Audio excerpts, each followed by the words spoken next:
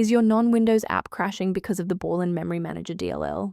I'm Sophie Chen, a senior Windows developer. Let's use these professional steps to fix the runtime error. Ensure your Borland Memory Manager environment is stable by using the recommended tool linked below. This DLL file is the Borland Memory Manager library. It provides custom memory allocation routines for applications developed using Borland, now Embarcadero, tools like Delphi and C Builder to ensure stable memory handling. Now let's get this fixed up. Our first move is installing a fresh, clean copy of the library. This error usually occurs when Embarcadero, Borland, is damaged or incompletely installed. Download and reinstall the latest official version of Embarcadero, Borland, to replace required files such as the Borland Memory Manager DLL.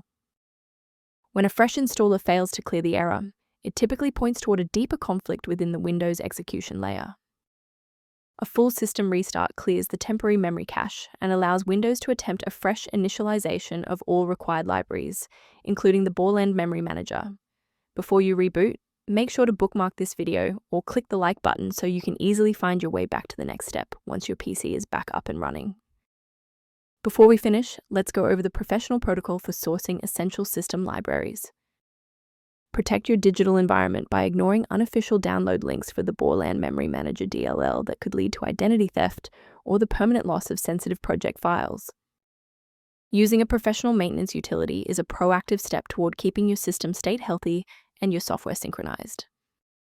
For users seeking clearer system diagnostics, the link in the description references tools related to managing the Borland Memory Manager environment.